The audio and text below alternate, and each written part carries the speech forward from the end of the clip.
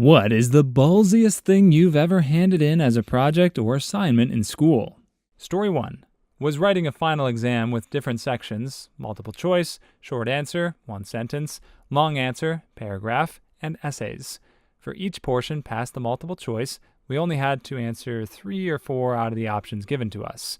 If you answered anything more, they would go unmarked. So it's about halfway through the exam period, and I make it to the essay portion. Only it's not labeled under essay, but says a long answer, with the same description as the previous section. At the time, I just wanted to go home, thought I'd do terribly anyways on the section, so I left it blank.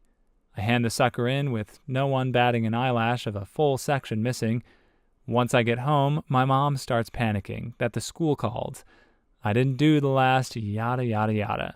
So I think, well, okay, I already left. I can't do much, so why worry?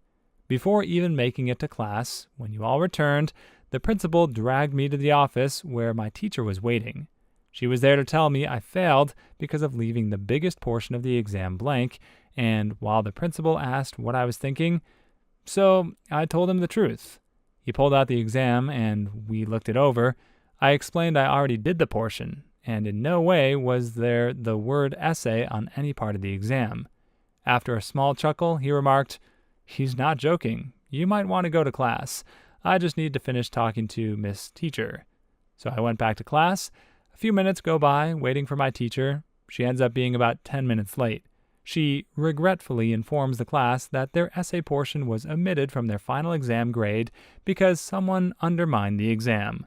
So I didn't do the longest portion, got a B, and was ignored by that teacher until I graduated. You were technically correct, the best kind of correct. Story 2. Capstone class for a sustainability program. There were only 9 of us. We all got really close, including our professor. We went on trips together, conventions, etc. It was a ton of work, but really interesting. And the crux of the class was that we all kind of made up the curriculum as we went, according to what was most relevant in sustainability at the moment. We had a ton of literature to get through, so usually we would split up the readings and then discuss it at the beginning of class and fill each other in. So the week before the end of the term, Professor decided to turn what was originally supposed to be a few pages of reflection into a 10-page paper on half of one of our books that we'd each only read a chapter or 2 of. We were all pretty strung out at this point, and with other classes and projects, it was just not going to happen. So we were all emailing and calling one another, each trying to pull this one last paper out of our butt. And eventually one of us was just like, why don't we just not do it? She can't fail all of us. She won't. We knew we would all have to agree or it wouldn't work. After an hour or so of back and forth, we were all on board. Go into class on the last day to present our papers. She asks who wants to go first. We all look at each other and one of us just says, "Yeah, we didn't do it. It was way too much work with little notice, so we just decided as a group against it." She looks at us excitedly, I kid you not, and says, "Is this a mutiny?" To which we replied yes. She was impressed, and we all got A's. She's still one of my best friends to this day. Story 3. In my consumer economics class, a required course to graduate, I had a rather lazy teacher. He would barely flip through our assignments and pass them back at the end of class, and everyone got hundreds. Now, I know it's cool that we all got 100, but I went to a high school where many teachers make 6 figures, so it bothered me that he put no effort into his job. So he assigned a project where we were supposed to arrange a meeting with a financial planner and discuss our future. That was it. No other specifics. So I decided I wasn't going to do it and instead write a bullcrap paper of the specified length and see if he would notice. The first paragraph was kosher, but the rest of it was about my magical experience at the bank where I walked in and leprechauns handed me sacks of gold, and I rode around on a unicorn and said things like, "I know you're not reading this, Mr. Blank." I think I wrote about 3 pages of that, turned it in, and got 100. After I graduated, I sent him an email with the paper I turned in, and he was, needless to say, pretty peed off about it. He even confronted me about it when I returned to the school and tried to lecture me about how I missed out on the opportunity to learn. I looked him straight in the face and said, "Sorry, Mr. Blank, you had a whole year to teach me, but you missed the opportunity. Was it passive-aggressive, risky, and childish? Yes, but I became somewhat of a legend for it. I went back maybe 5 years later to see some old coaches and track practice. The coach introduced me to the guys, and one of them asked, "Are you the one who wrote that paper about the leprechauns and got 100 on it?" Story 4. In my senior year of high school, I had to retake an English course from my freshman year. It was a relatively easy course for my level at the time, except for the final project. The final project was an unnecessarily long 8-page study report on someone we considered a hero, including a 4-page essay and detailed PowerPoint. It was 2012, and the release of Skyrim kept all of this from happening. So the night before my PowerPoint presentation, not done at all, was scheduled, I threw my Hail Mary. I pulled the project from my freshman year out of the archives of my laptop without really looking at it. But due to my overconfidence and ignorance, I freaking forgot that this was the project that actually failed me in freshman year. So when I got up in front of the projector and finally realized my fatal mistake, it was too late.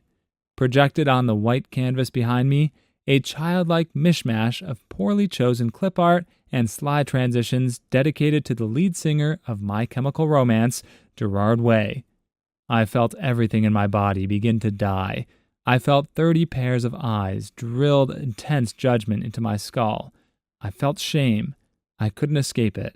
So I just ran with it. For 5 minutes, I improvised the most passionately spoken, crap-filled speech straight out of my butt. I told of how his music gave hope and joy to kids all over the country, how he cared about all of his fans, and how he broke through the wall that was the punk stereotype. Final grade, 195 out of 200 points. I missed the points because I forgot to cite one of my sources in my essay. Teacher's note, shows improvement. Story 5. A hospital bed and an electronic counter.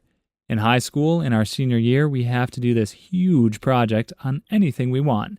We start at the end of our junior year preparing for it. You have to do a presentation, an essay, and present it in front of the school. One kid in my class had HIV/AIDS. He got the bed from the local hospital. For the whole week, he placed it on the stage. Behind it was the counter, and it counted nonstop. His day to present his project was on the last day. No one knew what it was on. Now, the bed and counter were there when others were doing theirs. He went onto the stage and pointed to the counter and said, "That's how many people died this week of HIV and AIDS." And he walked off. Not ballsy to some, but it was in its own way, given how much effort you were supposed to put into it, and it was very powerful. Although powerful on its own, and it certainly did take some effort to actually get a bed and a counter for a week, it still seems like a pretty lazy presentation. I feel like that would have been a very powerful attention-grabbing tool at the start of a presentation, and he could have gone on to talk about HIV/AIDS more. Story 6. My senior research thesis was a 20-page term paper. It was supposed to cover the negatives of cigarettes and smoking. However, I didn't want to write a paper about the negative side of cigarettes because that's boring. Side note, this teacher was terribly notorious for losing papers and covering it up with a fake grade. Over the course of a week after the due date, I convinced the teacher I had turned in my paper, I hadn't, and that I was extremely proud of it. I progressed to saying how eager I was for her feedback, and that I was ready to hear my grade. After a solid week, even staying after school to pester her, of incessant questioning, she tells me she finished my paper and that it was the most splendid piece of literature she'd ever had a student write. I got a 98. You know, I tried a few different approaches to term papers when I was in school, including out-and-out bullcrap, but I don't think gaslighting the teacher ever occurred to me. Story 7. It was actually my best friend back when we were in high school earth science. 15% of our overall class grade was to do a presentation about anyone who's made significant contributions to the field of earth science and astronomy. I, being a science nerd, made my presentation about Kepler. My friend's presentation was about Billy D. Williams. The first slide was a portrait of Lando Calrissian. The rest of the presentation was 10 minutes of Lando's activities in The Empire Strikes Back, ending with a video clip of scenes where he flirts with Leia. My presentation got a B. My friend got a freaking A. Granted, our earth science teacher was a car mechanic for 20 years before being a teacher. We're still not sure what her credentials for teaching that class really were. This was 12 years ago. I still give my friend crap about it. Story 8. We had to write an argumentative paper for a college English class. Everyone wrote about things like abortion, medicinal marijuana, division of church and state, basically very political arguments and serious topics. I argued that Seinfeld was the best sitcom of all time. Turns out when you end a paper with yada yada yada, Seinfeld is the best sitcom of all time, and the teacher is a closet Seinfeld fanatic, you get an A+. Side note, the second paper, still everyone writing about serious things, I argued that Roger Federer is the greatest tennis player ever, because the teacher always had a racket in his backpack.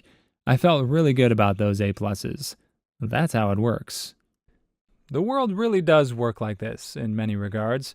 Just knowing the right people and networking and getting on people's good sides, coupled with at least adequate skills, will get you pretty far in life. How else do you think George was able to get hired on with the Yankees? He played the system well for as long as he could. Having worked imports and exports with Art Vandelay also proves his qualifications. Story 9. So, when I was in 7th grade, I played a ton of PS1 video games. Anyways, in my English class, we were to do so many book reports on our choice of books, so instead of doing my reports on books, I did them on the video games I was playing, like Final Fantasy VII and Resident Evil. It worked. They never seemed to notice. In our mythology class, we had to write our own myths related to what topics we were on: creation, hero's journey, death, etc. My friends would just take video game or role-playing game stories and maybe change the names. One of my other friends would get so mad that they got the same grade as him after he spent hours writing his. Story 10. Senior year of high school, a good friend of mine stood up in English class and recited the intro verse to Lose Yourself by Eminem in place of regular poetry we were supposed to be writing ourselves. Teacher thought it was about him wanting to be a stand-up comedian and loved it. I'm still amazed to this day how the class collectively kept it together. I copied some songs that were playing on Much Music at the time for a poetry assignment. Teacher cried while reading it and thought I was supercoodle and made me see the school counselor. Most messed up part is I got a C because the imagery wasn't strong enough, which it made you cry. Story 11. I was talking to a couple friends in chemistry class about guar instead of doing work. My teacher asked us what we were talking about. I was honest. Guar. She replied, like, guar gum? We said, yes, guar gum. She assigned us a presentation on the topic. We made up the presentation at lunch on the day of the report. Total BS. Like guar gum, derived from the Guarensis ricata, the tree was discovered by chemist Hyman Roth in New Guinea in 1912. The presentation lasted about 10 minutes, and she knew it was BS, but she was as weird as us and probably appreciated the comedy of the situation and the story it would provide at dinner that night. So that's how Roth made his fortune, and I was thinking it had something to do with the mafia. Story 12. Literally nothing. I was an AP student in high school and was put into a group project for history with 2 students who did zero work. We had a few weeks to put together a poster about some religion, and when the time came to present, we didn't have anything. If my group mates didn't want to do any work, I sure as heck wasn't going to do any to get them a grade. Total project was worth around 50 points, and the following week our teacher said we could get 1 point of extra credit for each can of non-perishable food we brought in. My parents took me to the dollar store, and we purchased around 80 cans of food. Needless to say, there was a limit to how much extra credit you could get the following year. How the heck didn't the teacher think of that? Story 13. We had to make some sort of artistic representation of the phrase "never again" in relation to the Holocaust. I decided to post extremely graphic pictures of every genocide that had happened since the Holocaust and painted the phrase "never again?" on top of it in my own blood. Got an A+, a spot in the display case, and a trip to the dean, the principal, and the guidance counselor. I had an almost identical assignment. Mine was similar, but I'd used not my own dang blood. Story 14. In my Greek mythology class, we were given an assignment to write a 2,500-word essay on one famous Greek figure in their mythology and how they affected Greek life. In my gender studies class, we had to write a 2,500-word essay about an oppressed woman and how she changed the world she lived in. I wrote an essay about Pandora and how her story created the misogynistic worldview of ancient Greece. 2 assignments, 1 essay. A for both of them. You had an unimaginative gender studies professor. Story 15. Our assignment, write an essay on a travesty and how it could have been avoided. My essay's opening paragraph, many teachers have attempted to squash my thirst for original thought. I thought I was going to make it out of college with my creativity still firmly in place.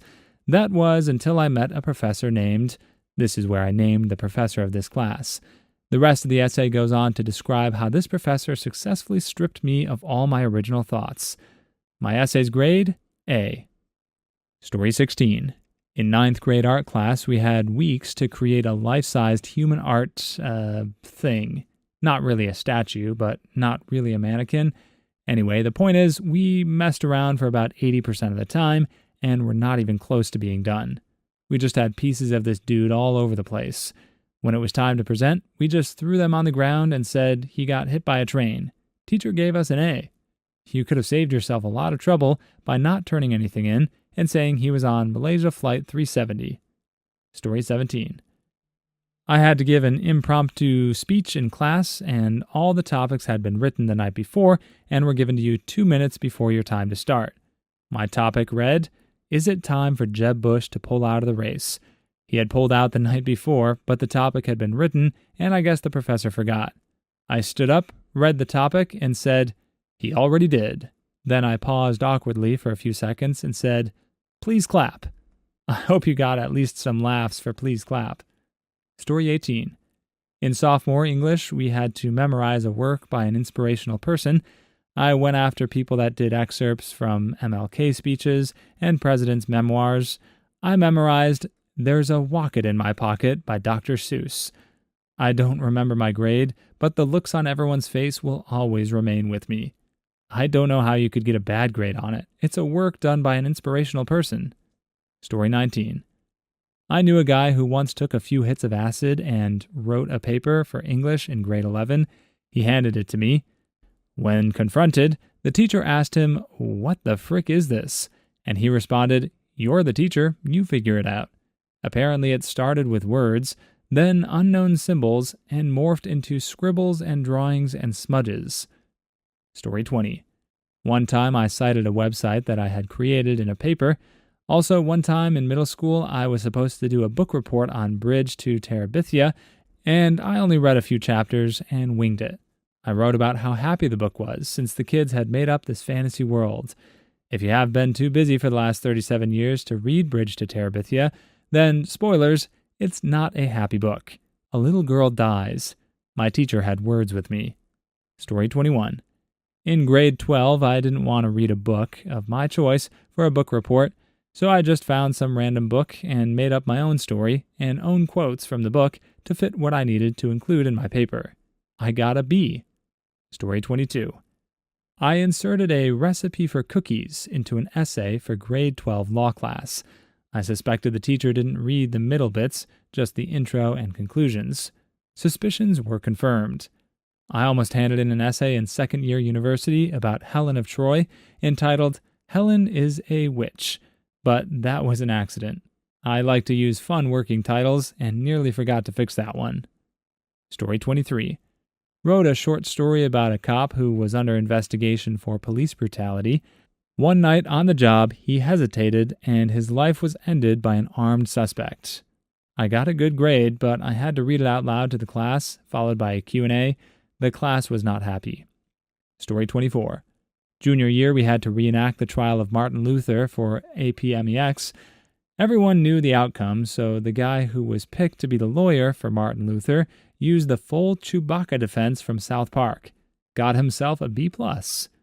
If Chewbacca lives on Endor, you must acquit.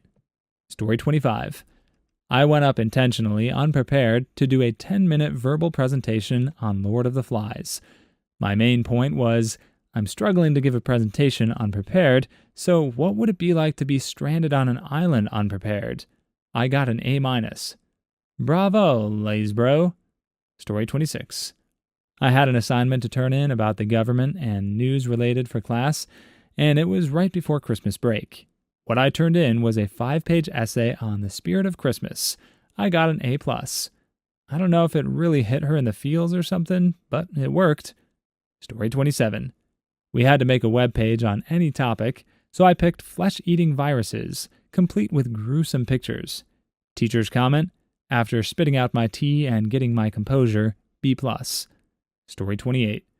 I wrote a poem about jerking off for senior year English assignment, got an 86% on the assignment, but was asked not to read it aloud to the class when everyone else did theirs. You can't say that without telling us the poem. Story 29. My final paper for one of the classes I needed to graduate directly contradicted the professor's interpretation of a book that changed his life. Please leave your stories in the comments. I'd love to make a video of them in the future. Also, don't forget to like and subscribe.